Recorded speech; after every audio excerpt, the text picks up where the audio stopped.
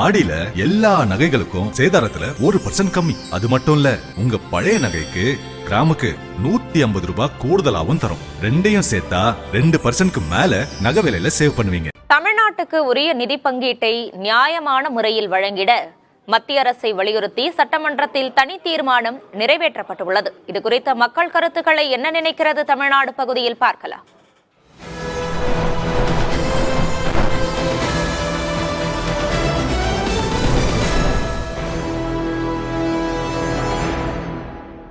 நிதி பகிர்வுங்கிறது சரியான சமமான ஒரு நியாயமான அளவுல இருக்கணும்.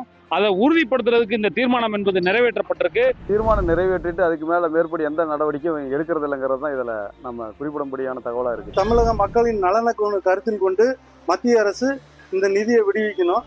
தமிழ்நாடு போல முன்னேறிய மாநிலங்களில் தமிழ்நாட்டில் பல்வேறு நலத்திட்டங்களை மக்களுக்காக கொடுக்கக்கூடிய இந்த அரசாங்கத்திற்கு நிதி பங்கீடை கொடுக்காதது ஓரவஞ்சனையானது.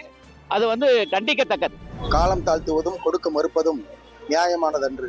தமிழக அரசு வருவாயை பெருக்க வேண்டிய சூழ்நிலை இருக்கறனால மத்திய அரசு உடனே நிதியை அனுப்பி வைக்குமாறு கேட்கும். ஒவ்வொரு அரசும் ஒவ்வொரு வருடமும் இதை கோரிக்கையா வச்சுக்கிட்டு இருக்கிறாங்க, தீர்மானம் போட்டுக்கிட்டு இருக்கிறாங்களே தவிர இது மத்திய அரசு மாநில அரசுக்கு நிதி ஒதுக்குற மாதிரியும் தெரியல, தமிழக அரசு மக்களுக்கு செய்யற மாதிரியும் தெரியல. மத்திய அரசு தமிழ்நாட்டுக்கு வழங்க வேண்டிய நிதியை தடையில்லாமல் வழங்கினாலே எங்களுக்கு மிகவும் சந்தோஷமாக இருக்கும்.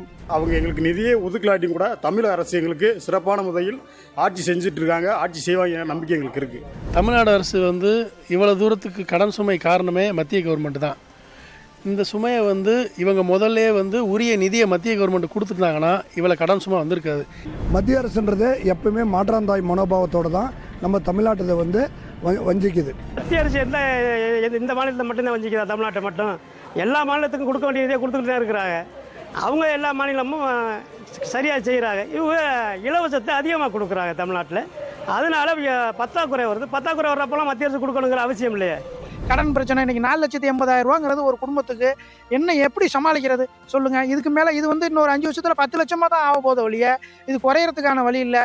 ஒன்றிய அரசை நம்பி நம்ம என்ன தீர்மானம் போட்டாலும் அவங்க செவிச்சாக்க போறது இல்லை. மாநில அரசுல இருக்கிற பதவியில் இருக்கிறவங்க மத்திய அரசோட இணக்கமா போனா மட்டும்தான் அந்த மாநிலத்துக்கு தேவையான நிதியெல்லாம் கிடைக்கும்.